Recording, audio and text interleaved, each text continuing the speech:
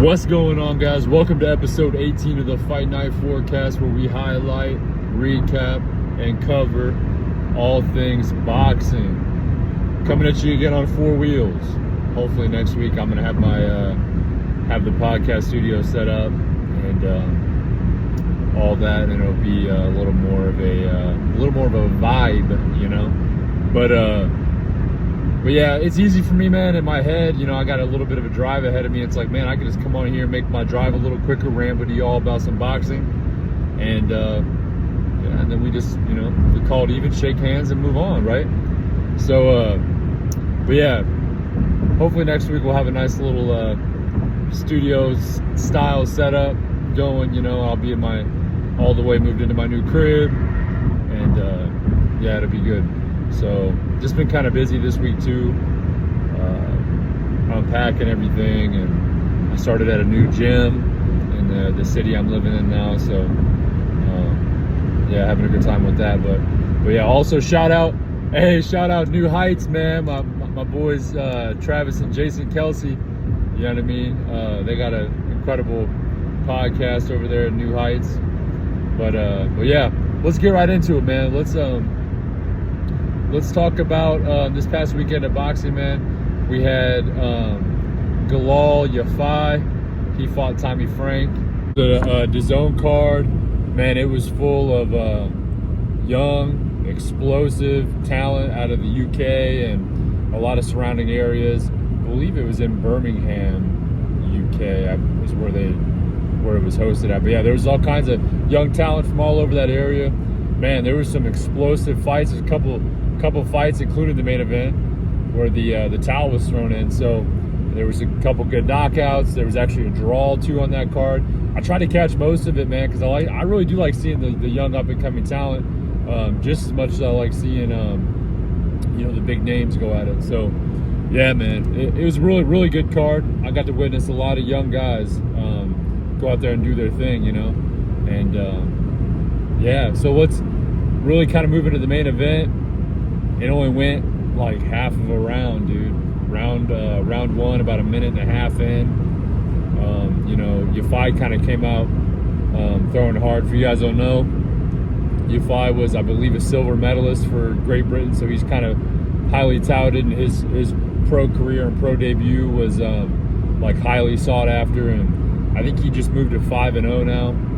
You know, yeah, I think he's about to be 30 or is 30, so I think, you know, we're going to kind of see him on more of a fast track style career, a little bit like we're seeing like a Keyshawn Davis, you know, or a Jared Anderson, or a you know, like a Troy Isley, one of those guys. You know, I think we're going to kind of see them, or see Galal rather, on a similar path as those guys, you know, just obviously with a different promotion behind them. Those guys are all top ranked, and Yafai is picked up by Dazn. So yeah, I mean, because from what I've seen, Tommy Frank was not a bad boxer, and it was a very you know, that fight was supposed to be pretty evenly leveled out, and yeah, his corner threw in the towel minute and a half in. Yafai just came out, man, explosive, putting together, you know, really good combinations, powerful in both hands. I believe he's southpaw, if I remember right. And yeah, man, he looked really good. Looked really good. So that was really the main card that it's really the only card I watched last weekend, but the main card, boxing wise, that I noticed, a lot of y'all have been getting on me, man. Hey, man, you know, cover a little bit of UFC, and so I'm gonna give it to y'all, man. I'm gonna at least, I'm not as knowledgeable with UFC as boxing, but you know, I like to give y'all what you want to hear, you know what I mean? So Aljamain Sterling fought Sean O'Malley, the Sugar Show Sean O'Malley, this past weekend on Saturday as well. And yeah, it was really, that was kind of a stacked card too, and there was a lot of good bouts on it. And UFC's, that's one thing with UFC's, man, they come at you with the good cards, and they stack their cards heavy. You know, they'll put, you know, 4 or 5 good bouts on a card, you know. But Aljo, honestly, is one of my, I'd say top 2 or 3-ish favorite UFC fighters currently. So, you know, I know he kind of had that little bit of a hiccup with the Peter Yan thing, the Piotr Yan, if you want me to be more specific. But you know, he's bounced back and he's beat some good guys and stuff. So I was really excited because Sean O'Malley's obviously an up-and-coming guy in the sport, and he's always fun to watch, puts on a good show. So yeah, it was pretty, it was a good show. It was a sugar show, baby. Sean O'Malley ended up catching him with a right hand, kind of as Sterling moved in, caught him with the right hand, knocked him down, started doing a little bit of ground and pound, and next thing you know, the ref intervenes, you know. So yeah, congrats to Sean O'Malley, dude. You know, it was only a matter of time before that dude was going to be a world champion. I'm calling it. He just looked too big in there, man. You know, like, it was just Sterling is a very, like, muscular dude. You know, he's stacked. He's even a little big for that division probably, but you know, O'Malley is just, he's so tall, long. It's tough when, you know, you got somebody that long, you got to get in on him, right? And so Sterling really did the right thing by, you know, trying to throw those looping shots while moving in, covering his tracks, but he just got caught, you know. And O'Malley, you know, he said after the fight that he'd been working on pretty much that exact combination he got him with, you know. So he said, yeah, I've been working on that in camp, and we've been working on using my length and all that. So yeah, props to him, man. The Sugar Show, he earned his name Sugar for sure. That is for sure. But you know, at the same time, Aljo, you know, he said whether he won or lost, he was planning on moving up to the next division. So, you know, his career is nowhere near done, and I think, you know, he's still competitive. And he, more than anything, he was a gentleman in defeat. He really was, man. He had a lot of class and did nothing but give Sean his flowers and say, hey, man, this is Sean's moment. So yeah, man, I thought it was super cool. I'm excited to see what's next for both guys. You know, you got O'Malley in here talking about him fighting Gervonta Davis becoming the new, you know, McGregor Mayweather saga. I'd watch it probably. I mean, if it's in boxing, let's be real, Gervonta will take that. But you know, I'm for it. I think, you know, I think it'd be cool. I'd be surprised if Dana goes for it again. I think I mean, obviously with Conor, it turned out really well, you know, but just with the way contracts are set up and stuff now, I'd be surprised if we see it, or if we do see it, it'd be one of those things where, you know, they fight a little later, maybe in their 30s or whatever, because both guys are, you know, Tank's like 28, I think Sean's like 27, 28, 26 maybe, something like that. But yeah, so there was that. And oh, I forgot about this too. I want to bring it up to you guys. This might be probably the earliest in the podcast that I brought up question of the week, but this past weekend, I believe it was Friday, we had a boxing card. It's OTX or Overtime. It's Overtime Boxing is the name of the promotion or something. It's put on by Dazn, I believe, and it has, like, you know, some lower mid-level pros in it.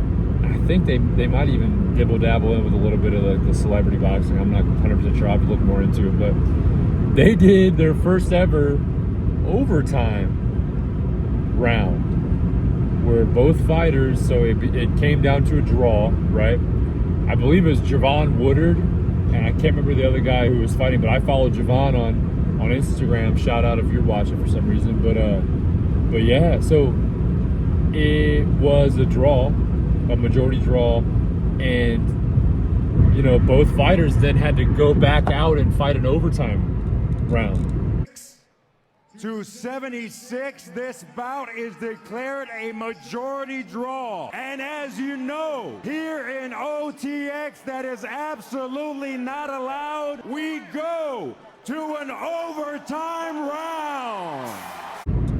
And I was like, I don't know how I feel about this, because half the time in a boxing bout, you know, when it's done, win, loss, draw, or whatever, right? Corners are already doctoring everybody up. Halftime, the gloves are already off. You know, they're getting rehydrated, or you know, whatever the case may be. Cut man's with them. So I mean, I feel like after a bout, I can't remember how many rounds it was. It was only like 6 to 8 rounds, maybe, or something like that. It wasn't a full 12 rounder, but yeah, they did an overtime round, and then I believe Javon Woodard lost the overtime round, so he ended up taking the L. But he's good. He's out of Atlanta, and you know, he's got a bright future ahead of him too. But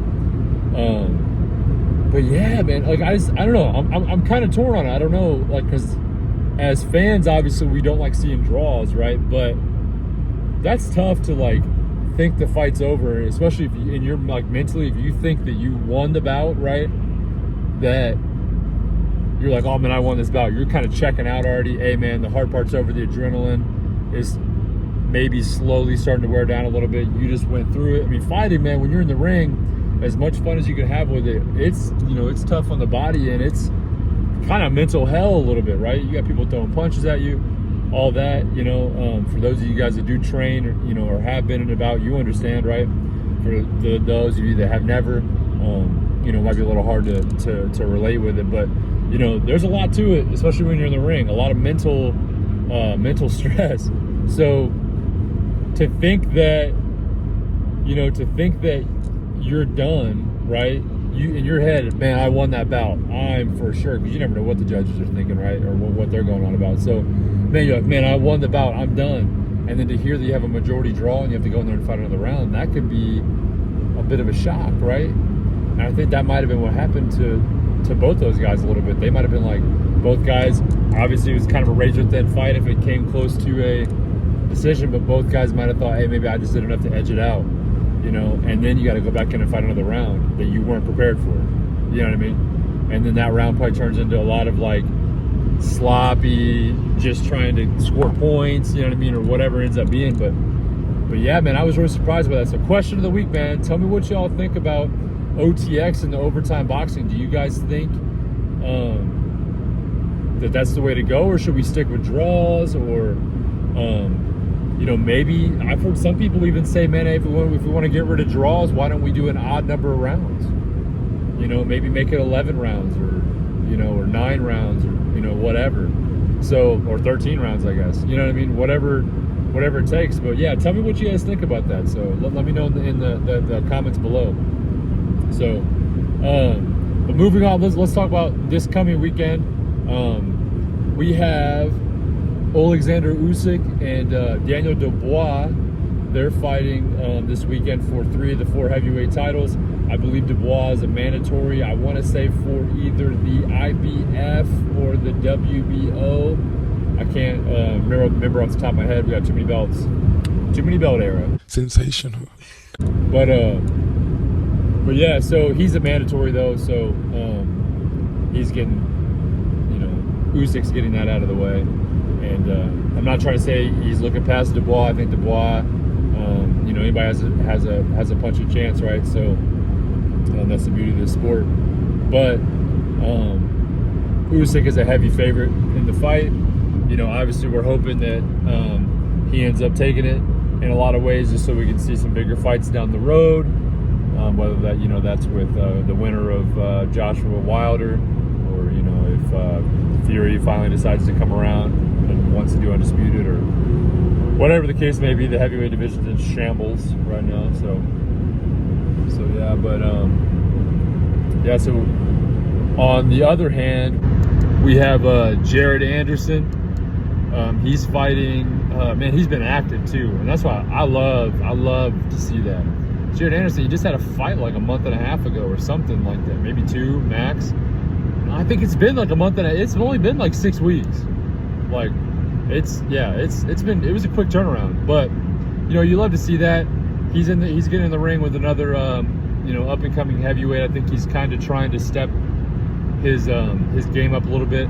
Pretty decent card too, and it works out because I'm pretty sure Usyk and Dubois will be in the morning because it's over in Poland, and then we got Anderson headlining that card, and I think it's Oklahoma City or Tulsa, Oklahoma, or something like that, somewhere in Oklahoma. Yes, he's headlining that card down there, and yeah, at night. So like, man, we got a pretty decent little day of boxing ahead of us on Saturday. So yeah, that's actually a pretty stacked card too. They got F.A. Jogba on there, who's another dangerous heavyweight. You know, a lot of one-punch power there with that guy. I wouldn't mind maybe seeing him and Anderson down the road, you know, depending on, you know, how they could work that out. But then, you know, Nico Ali Walsh is on there, the grandson of Muhammad Ali. Who else is on there? Abdullah Mason's on there. I don't think Keyshawn's not on there. But Bruce Carrington, I believe, is on there. A lot of those top-ranked stars, a lot of those guys were 2020 Olympians. So yeah, man, I think it's going to be a good card there in Oklahoma City. So, but yeah, we'll just do real quick, guys. Kind of finishing this up. Won't hold y'all too long, because I know it might not be the most ideal situation, me talking to you in a car, but we're just looking forward to a few bouts coming up. So we got Jermell Charlo and Canelo obviously coming up September 30th. So yeah, they added Mario Barrios and Jordanis Ugas to that Jermell Charlo Canelo card, which I'm hyped on that. I don't know if that's going to be the co-main or what, because they're still kind of working the card out, but man, that's going to be a good bout, bro. And I really think that honestly, both guys, you know, Ugas is a little more of a vet, I would say, than Barrios. He's been in a few bigger fights. Both guys are kind of coming off of a tough loss. You know, Ugas lost to Spence, and I believe Mario Barrios's, that's tough, say that a few times, last fight was against Keith Thurman, and he lost. And you know, Mario Barrios, he looked pretty decent in there with Keith, but I might be mistaken on that. If that wasn't his last fight, I apologize, but I'm pretty sure that's the last one, at least I've seen of him. And I thought he looked pretty decent. So I think what they're doing, though, is they're going to have that bout, and they're setting whoever wins that to fight Jaron Boots Ennis for maybe an eliminator bout. You know what I mean? And which I hate to say that, because I feel like Jaron doesn't need an eliminator bout at this point, but you know, they're trying to squeeze all the money they can out of that, you know. So and obviously Spence and Crawford are probably gonna have a rematch and all that stuff, so you know, they need to buy some time. So whoever wins that, you know, will go on to fight whoever's champion at 47 after the rematch or whatever they end up working out. So yeah, pretty exciting. So let's look at some more key dates. We got actually just announced October 7th, we have Joe Smith Jr. and Zurdo Ramirez. That's gonna be a pretty good bout also, man. And so I like Joe Smith, real tough power punching guy out of New York. Zurdo obviously is crazy good. I think he just lost to Bivol, I think, or Beterbiev, or one of the two.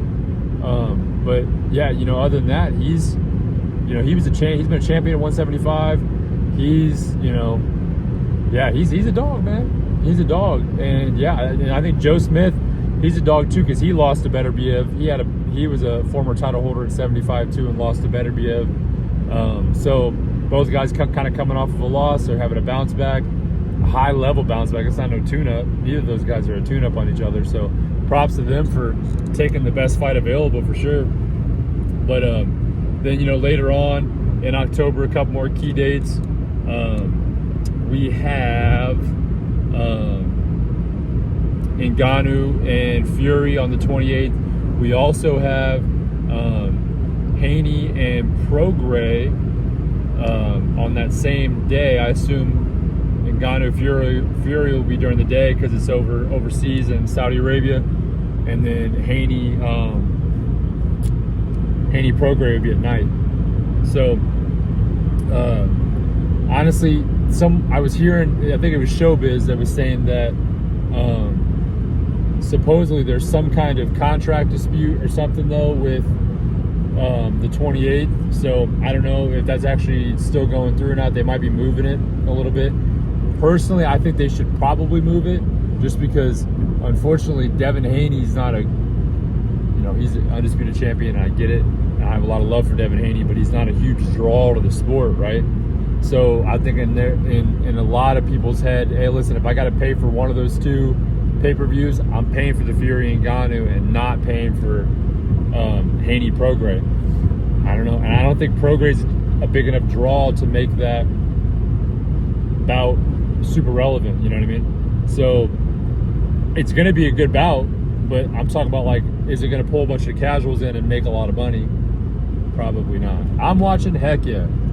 Is it going to be the better bout that day? Heck yeah. Compared to Fury and Ngannou? Yeah, for sure. It's going to be a way better technical bout, and it's going to be, a big test for Haney too, because Prograis no joke. So, but in the mind of a casual, right, I'm paying for the Fury and Ngannou fight just based off of hype.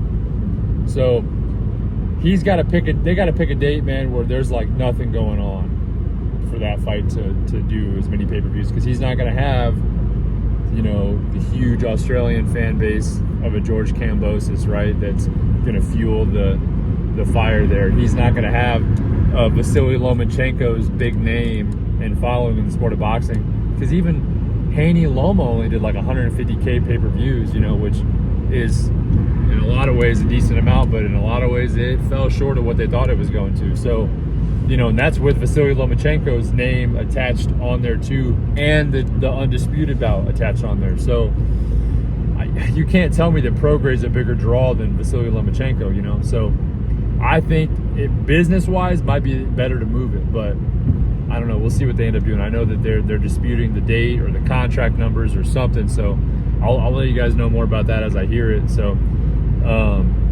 but yeah, other than that, man, I would say that's kind of a wrap for this episode. Let me know what y'all think. Hit the question of the week in the comments. Talk to me. Hit me in the comments. Tell me, how you doing, how you feeling. Tell me you hate the fact that I've done 2 episodes in a row in the car. Tell me that I've stumbled over my words a few times today and I should probably quit podcasting. Just talk to me, man. Give me some love, give me some hate, whatever it is. I'll talk to you in the comments. Like, comment, subscribe. I appreciate you guys. The subscriber number just keeps going up. We're on a road to 100, baby. Let's get to 100. And then from there, we're going to get to 200 and 1,000 and 1,000,000. But yeah, so seriously, guys, thank you all for watching. Thank you all for subscribing. Please tell a friend. It does the podcast so much more than you ever could imagine it would. And yeah, other than that, man, I'll see y'all in the next one. Peace.